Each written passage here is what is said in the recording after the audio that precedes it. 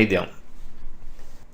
Para explicar la ley de Ohm, que no es otra cosa que la relación que existe entre el voltaje, la corriente y la resistencia eléctrica, lo mejor es pasar antes por una figura que ya hemos visto en una clase anterior. En esta figura vemos que tenemos un cuerpo con una diferencia de potencial entre sus extremos y una corriente que está apareciendo producto a esta diferencia de potencial. Esto rojo y esto negro me representa la diferencia de potencial entre estos dos puntos, y cuando aparece una diferencia de potencial entre dos puntos y hay un camino, los electrones recorren este camino, impulsados por esta diferencia de potencial entre esos extremos. Recuerden, es muy importante tener en cuenta que si no existe diferencia de potencial, los electrones no pueden moverse. Si este potencial que hay aquí sería el mismo de aquí, los electrones no se verían impulsados hacia ningún sitio. Sin embargo, como la diferencia de potencial es de este punto a este punto, los electrones se mueven de un extremo al otro.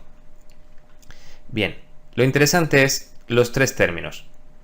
Esta V representa la diferencia de potencial que hay entre estos dos puntos, disculpen. La corriente o los electrones representa la corriente que se está moviendo de un potencial a otro, esto que vemos aquí gráficamente, y los electrones se mueven a una velocidad determinada por el metal o por el material, y dependiendo del material aparece una resistencia eléctrica. Bien, ahora mismo aquí tenemos tres términos: resistencia eléctrica, corriente de electrones y diferencia de potencial que hace que estos electrones se muevan. Bien, pasemos ahora a ver exactamente en qué consiste la ley de Ohm. La ley de Ohm consiste en esto que dice aquí. Dice, cuando aplicamos un voltaje a un circuito, en ese momento circula por ese circuito una corriente. Es lo que hemos visto ahora mismo. Es decir, si tenemos este circuito y aplicamos un voltaje en un extremo y masa en el otro, esto es una diferencia de potencial. Es decir, la diferencia de potencial es de 10 voltios entre este punto y este punto. Por lo tanto, en cuanto los electrones ven que el camino está cerrado hacia masa, recorren el circuito y descargan la energía en las resistencias. Pero al recorrer el circuito aparece un flujo de electrones a lo que se le llama corriente eléctrica. Recuerden, la diferencia de potencial es lo que hace que aparezca la corriente eléctrica. Y esta corriente está limitada por la cantidad de resistencia que se encuentran esos electrones en su camino. En sí, en eso consiste esa ley. Vamos a ver qué dice. Dice, cuando aplicamos un voltaje en un circuito, en ese momento circula por este circuito una corriente eléctrica. De tal forma que si multiplicamos o dividimos el voltaje aplicado, la corriente también se multiplica o divide por el mismo factor. Bien, si tomamos esta figura como referencia y decimos que nuestro primer voltaje son 10 voltios, o sea, nuestra primera diferencia de potencial son 10 voltios, y esos 10 voltios provocan por dos resistencias en serie de 5 ohmios cada una, para un total de 10 ohmios en el circuito, provocan una corriente de 1 amperio. Dice que si doblamos el voltaje, también se dobla la corriente. Y efectivamente, eso es lo que me indica la figura número 2. Esta de aquí. Que si multiplicamos el voltaje por 2 serían 20 voltios y la corriente se dobla también por el mismo factor. Es decir, si multiplico por 2 el voltaje, también se multiplica por 2 la corriente. Y si estos 10 voltios los dividimos entre 2, es decir, 5 voltios, la corriente también se divide entre 2. Es muy importante llegar a conclusiones. Fundamentalmente, estas leyes no son para aprender de memoria. Por ejemplo, ahora mismo aquí tenemos las fórmulas básicas o las fórmulas que utilizamos para representar la ley de Ohm. Es decir, hasta ahora hemos visto que existe una relación entre voltaje, corriente y resistencia. Bien, la relación es esta.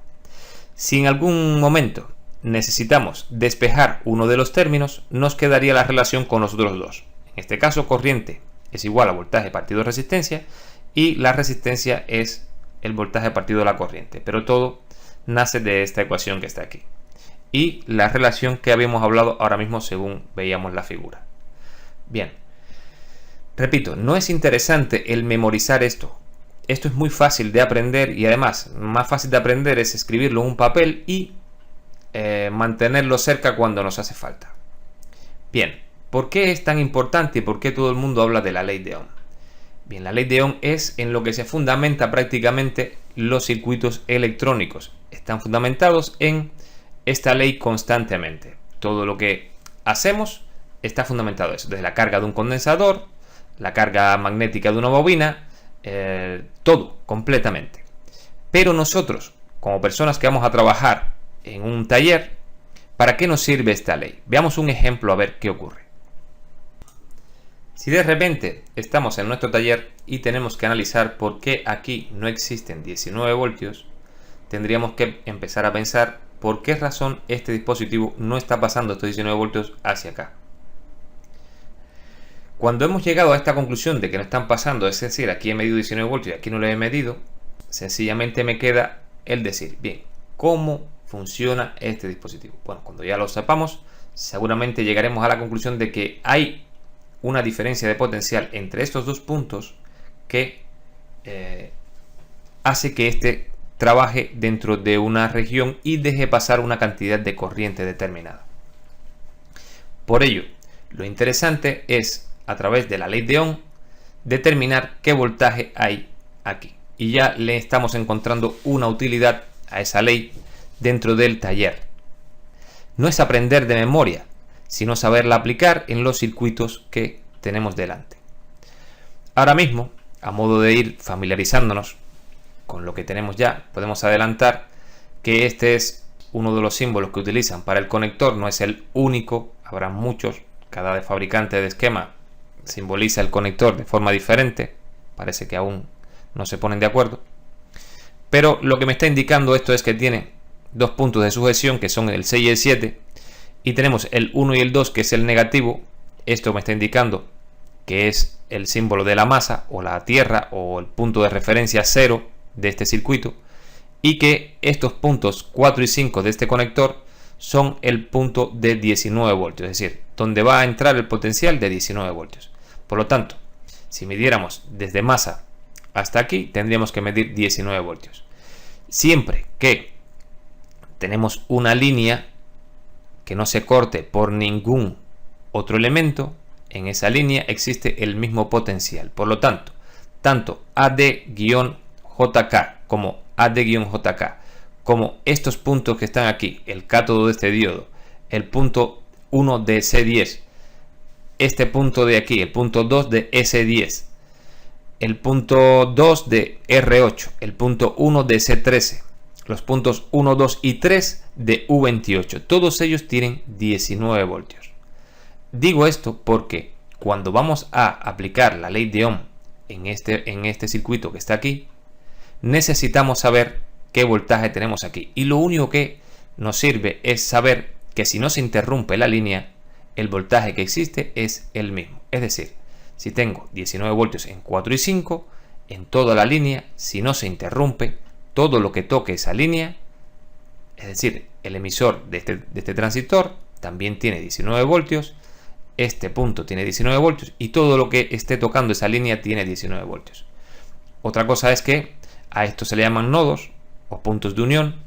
Cuando hay un pequeño punto de unión o un nodo, eso quiere decir que está unido a la línea.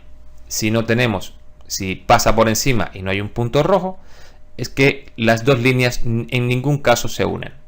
Aunque la electrónica de los ordenadores portátiles cuida mucho ese detalle y no trata de cruzar líneas, pero en otros esquemas de otros equipos a lo mejor esto sí le puede ocurrir.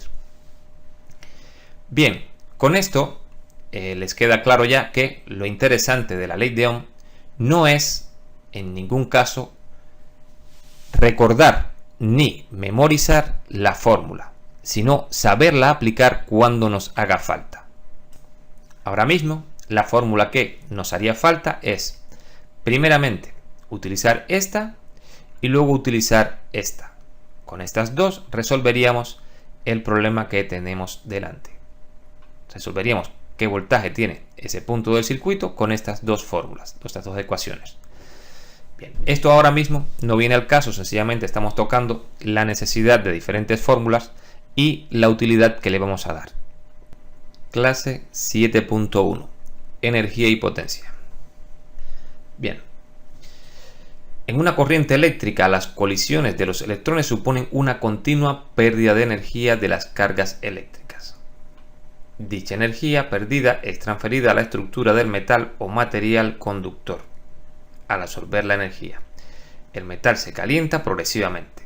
Este efecto se conoce como efecto Joule y se debe, por tanto, a la resistencia eléctrica del metal. Si la corriente es elevada, el calentamiento puede producir irradiaciones de energía o calentamiento del componente. En el caso de los cortocircuitos, utilizaremos este efecto a nuestro favor. Esto que acabamos de plantear aquí o leer aquí. Lo que dice aquí es lo que utilizaremos. Recuerden que en la clase anterior les comentaba que no es en sí recordar las fórmulas, sino el saber aplicarlas cuando lo necesitamos. Porque cualquier persona, repito, puede anotar todas estas fórmulas, tenerlas en un papel. Sin embargo, si no sabe darle una utilidad, pues sencillamente la fórmula no le sirve para nada. Sin embargo, es muy útil el conocer esto porque basado en este principio podemos resolver los ya conocidos cortocircuitos. No obstante, ya que estamos aquí a modo de ampliar el conocimiento, potencia es igual a corriente por voltaje, es la fórmula principal de potencia, y si sustituimos o bien la corriente o bien el voltaje por su equivalente en la ley de Ohm, encontraremos estas otras dos fórmulas. Vamos a ver un ejemplo que ya habíamos visto para explicar esto que habíamos leído anteriormente.